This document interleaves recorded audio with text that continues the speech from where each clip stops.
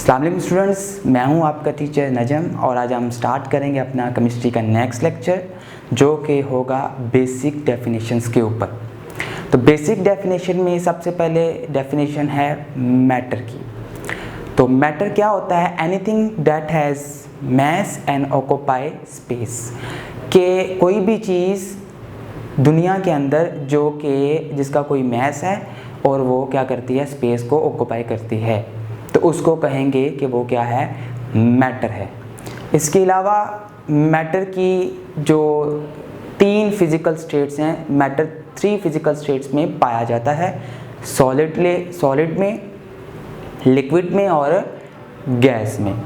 Matter के example को discuss करें तो एग्जांपल में आप बता सकते हैं कि आपके पास चेयर है, टेबल है, बोर्ड मार्कर है, ये बोर्ड है।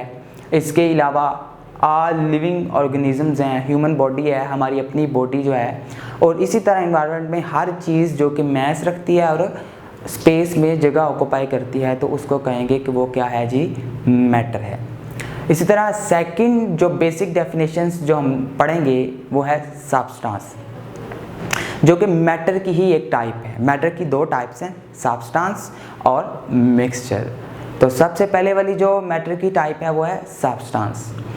तो मैटर की ऐसी type, a piece of matter in pure form, matter का पीस जो कि प्योर फॉर्म के अंदर हो, तो उस मैटर के पीस को कहेंगे सब्सटेंस। जिस तरह मैटर था जी मैस और ऑक्यूपाई स्पेस, इसी तरह सब्सटेंस भी मैस उसका होगा और वो भी जगह को क्या करेगा, घेरेगा या ऑक्यूपाई स्पेस करेगा जी। इसका सेकंड पॉइंट यह है कि इसमें एक वर्ड है प्योर फॉर्म, कि ऐसा कौन सा मैटर का पीस जो प्योर फॉर्म में होगा वो सब्सटेंस कहलाएगा। प्योर फॉर्म से मुराद ये है कि उस सब्सटेंस की या उस मैटर के पीस की जो कंपोजिशन है वो फिक्स्ड होगी और उसकी प्रॉपर्टीज़ जो हैं वो स्पेसिफिक होंगी। अब जहाँ पे जो वर्ड है कि प्योर फॉर्म, वो ये भी हो सकता है कि वो substance same type of atom से बना हो। अगर सेम टाइप ऑफ एटम से नहीं बना तो वो डिफरेंट टाइप ऑफ एटम से भी बना हो सकता है, मगर डिफरेंट टाइप ऑफ एटम्स में उसकी कंपोजिशन फिक्स होनी चाहिए, फिक्स्ड रेशियो के साथ वो कंपोज हुआ हो, और उसकी जो प्रॉपर्टीज़ हैं वो क्या होनी चाहिए, स्पेसिफिक होनी चाहिए। मिसाल के तौर पर आपके पास वाटर है, तो वाटर हमेशा आपके पास 2 हाइड्रोजन और 1 ऑक्सीजन से मिलकर बनता है, ये इसकी कहलाती है फिक्स्ड रेशियो ऑफ कंपोजिशन। इसी तरह सोडियम क्लोराइड है, तो वो 1 सोडियम और 1 क्लोरीन से मिलकर बनता है सब्सटेंस, तो वो कहलाएगा इसकी फिक्स्ड रेशियो ऑफ कंपोजिशन। जहाँ तक ताल्लुक है प्रॉपर्टीज़ का, तो मिसाल के तौर पर आपके पास जो वाटर है वो कलरलेस होता है, ऑडरलेस होता है और इसी के साथ वो टेस्टलेस भी होता है। तो ये जो चंद चीज़ें बयान की हैं ये कहलाती हैं प्रॉपर्टीज़ जो कि उसकी स्पेसिफिक हैं, चेंज नहीं होती। तो ये था आपके पास सब्सटेंस के मैटर का ऐसा पीस जो प्योर फॉर्म में हो वो कहलाता है सब्सटेंस। एग्जांपल में लाइक आपके पास वाटर और सोडियम क्लोराइड डिस्कस कर लिया है, इसके अलावा आपके पास गोल्ड है, आयरन है और एक्सेट्रास, आगे बहुत सी एग्जांपल्स हैं जी। नेक्स्ट जो आपके पास मैटर की टाइप है वो है मिक्सचर। तो मिक्सचर है piece of matter in impure form, matter का ऐसा पीस जो कि इम्प्योर फॉर्म में होता है, आप उसको कहते हैं मिक्सचर जी। कहने से मुराद ये है कि उसकी कंपोजिशन और उसकी प्रॉपर्टीज़ फिक्स ना हो तो वो आपके पास मिक्सचर कहलाएगा। मिक्सचर की 2 टाइप्स होती हैं जी, होमोजीनियस मिक्सचर और heterogeneous mixture. First one discuss करेंगे होमोजीनियस मिक्सचर। तो होमोजीनियस मिक्सचर, होमो से मुराद सिंह, तो ऐसा मिक्सचर कि जिसके अंदर उसकी कंपोजिशन और उसकी तरकीब या उसकी खासियात, प्रॉपर्टीज़ क्या हो, थ्रू आउट सेम रहें, थ्रू आउट यूनिफॉर्म हो, फिक्स्ड की बात नहीं हो रही, थ्रू आउट यूनिफॉर्म हो, तो उसको कहेंगे होमोजीनियस मिक्सचर। इसकी एग्जांपल्स में एयर है, गैसोलीन है, आइसक्रीम है, ये एग्जांपल्स हैं इसकी।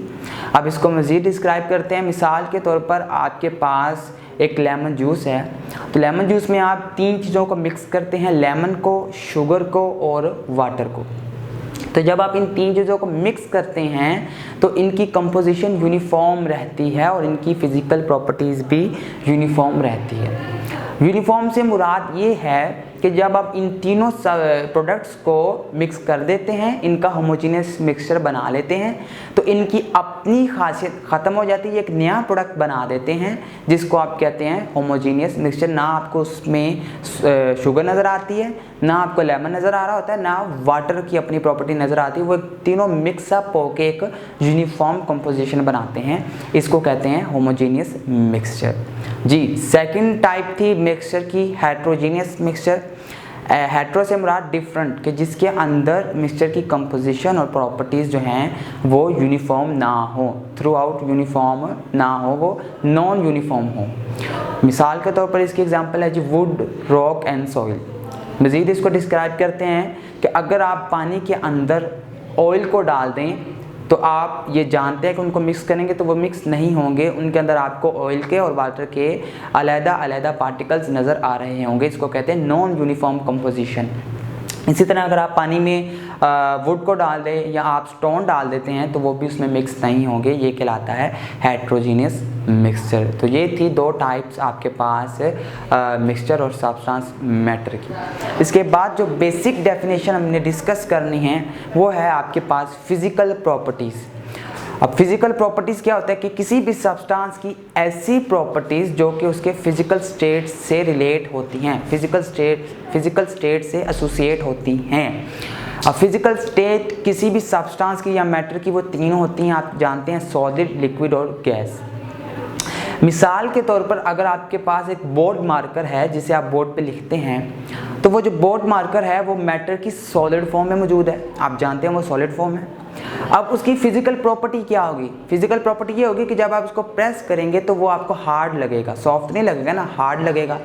वो जो हार्डनेस है वो उसकी क्या है? फिज़िकल प्रॉपर्टी है। इसी तरह काफ़ी फिज़िकल प्रॉपर्टीज़ होती हैं, लाइक आपके पास कलर है, स्मेल है, टेस्ट है, और उसके अलावा डेंसिटी है जी, मेल्टिंग पॉइंट है, बॉइलिंग पॉइंट है, और शेप ऑफ अ क्रिस्टल है। ये कुछ फिज़िकल प्रॉपर्टीज़ थी जो कि आप मैटर की फ़िज़िकल प्रॉपर्टीज़ को देखते हैं जो कि उसके फ़िज़िकल स्टेट से रिलेट होती हैं। इसी तरह अगर आप वाटर की बात करें तो वाटर आपके पास ऑडरलेस होता है, कलरलेस होता है, टेस्टलेस होता है। ये जो चीज़ें हैं ये इसकी फ़िज़िकल प्रॉपर्टीज़ हैं। अब पानी आपको पता है कौन सी फिज़िकल स्टेट में होता है? वाटर जो है वो लिक्विड फॉर्म में भी होता है, इसके अलावा गैस फॉर्म में भी मौजूद होता है, और अगर आप उसको रेफ्रिजरेटर में रख दें तो वो सॉलिड फॉर्म में भी कन्वर्ट हो जाएगा। तो तीनों में वो कलरलेस ही रहता है, ऑडरलेस ही रहता है। तो ये इसकी फ़िज़िकल प्रॉपर्टी है वाटर की, जो कि एक सब्सटेंस है। तो ये कहलाती है किसी भी सब्सटेंस की फ़िज़िकल प्रॉपर्टी जो कि उसके फ़िज़िकल स्टेट से रिलेट होती है। इसके साथ यह है कि किसी भी सब्सटेंस की फ़िज़िकल स्टेट में चेंज आता है तो उसकी कंपोजिशन में कोई चेंज नहीं आता। ये एक पॉइंट है कि किसी भी सब्सटेंस की फ़िज़िकल स्टेट में अगर आप चेंज कर दें तो उसकी कंपोजिशन में चेंज नहीं आता। इसकी एग्जांपल किस तरह आप ले सकते हैं कि अगर आप वाटर को जो कि आइस फॉर्म में है, सॉलिड फॉर्म में है, उसको हीट करेंगे तो वो लिक्विड में कन्वर्ट हो जाएगा, उसको मज़ीद हीट करेंगे तो वो गैस में कन्वर्ट हो जाएगा। जी, तो नेक्स्ट हम बेसिक डेफिनेशन जो पढ़ेंगे वो है केमिकल प्रॉपर्टीज़। फिज़िकल प्रॉपर्टीज़ के बाद केमिकल प्रॉपर्टीज़। तो the properties that can observed when a substance undergo a chemical change in its composition, then we will call this chemical properties। कि जब किसी भी सब्सटेंस की केमिकल कंपोजिशन में change आएगा, केमिकली कोई रिएक्शन करेगा और अपनी कंपोजिशन को चेंज करेगा, तो वो कहलाएगी उसकी केमिकल प्रॉपर्टीज़। मिसाल के तौर पर अगर आप एक पेपर को बर्न करें और एक तरफ किसी स्टोन को बर्न करें तो आप बेहतर तरीके से जानते हैं कि जो पेपर है वो बर्न हो जाएगा और stone as compare to paper जो है उसको थोड़ा सा टाइम लगेगा, वो भी बर्न हो जाएगा। मगर यहाँ पे जो बर्निंग का प्रोसेस है, ये इन दोनों प्रोडक्ट्स की जो बर्निंग हो रही है ये इनकी कहलाएगी केमिकल प्रॉपर्टीज़। ये केमिकल चेंज आ रहा होगा उनमें। इसी तरह burning of wood, burning of iron, और इसके अलावा burning of coal and gasoline in air, कि अगर हवा में कोई कोयला या गैसोलीन जलाएं तो वो भी एक केमिकल उनका चेंज आएगा जो कि उनकी क्या कहलाएगी? वो केमिकल प्रॉपर्टी कहलाएगी। तो ये था आपके पास chemical property of the substance, कि जो किसी भी सब्सटेंस की केमिकल प्रॉपर्टी क्या है कि जब उसमें कोई केमिकल चेंज आता है। इसी तरह केमिकल प्रॉपर्टी चेंज होने से, केमिकल कंपोजिशन चेंज होने से किसी भी सब्सटेंस की उसकी कंपोजिशन भी चेंज हो जाती है। केमिकल प्रॉपर्टी चेंज होने से केमिकली अगर वो रिएक्शन करता है तो उसकी कंपोजिशन भी चेंज हो जाती है। फिज़िकल स्टेट में चेंज होने से नहीं था, फिज़िकल स्टेट में हमने पढ़ा था कि अगर फिज़िकल स्टेट चेंज नहीं भी होती, अगर हो जाती है तो कंपोजिशन चेंज नहीं होती, मगर केमिकली स्टेट चेंज हो जाए तो उसकी कंपोजिशन भी चेंज हो जाती है।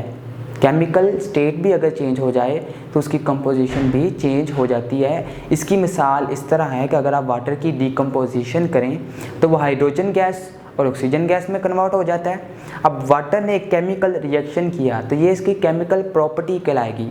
अब वाटर जब H2O था तो उसकी कुछ और केमिकल प्रॉपर्टीज़ थी, जब उसने हाइड्रोजन H2 और O2 में कन्वर्ट कर दिया तब उसकी कुछ और प्रॉपर्टीज़ थी। अब आपको पता है कि जो पानी है वो आग बुझाने के लिए काम आता है। जब हमने इसकी डिकम्पोजिशन की तो इसकी कंपोजिशन चेंज हो गई, ये हाइड्रोजन में और ऑक्सीजन में चेंज हो गया। और ऑक्सीजन आपको पता है वो आग को ज़्यादा करने में इस्तेमाल होती है, जहाँ पे ऑक्सीजन ज़्यादा होगी वहाँ पे आग ज़्यादा लगेगी। तो देखें कि वाटर जो था उसने केमिकल प्रोसेस किया, केमिकल चेंज किया तो उसकी कंपोजिशन भी चेंज हो गई और केमिकल प्रॉपर्टीज़ भी चेंज हो गई। तो ये थी chemical properties of the substance जो किसी भी सब्सटेंस के केमिकल चेंज की वजह से आते हैं। तो ये था स्टूडेंट्स आज का लेक्चर। मिलते हैं नेक्स्ट लेक्चर में, तब तक के लिए इजाज़त दीजिए। अल्लाह हाफिज़।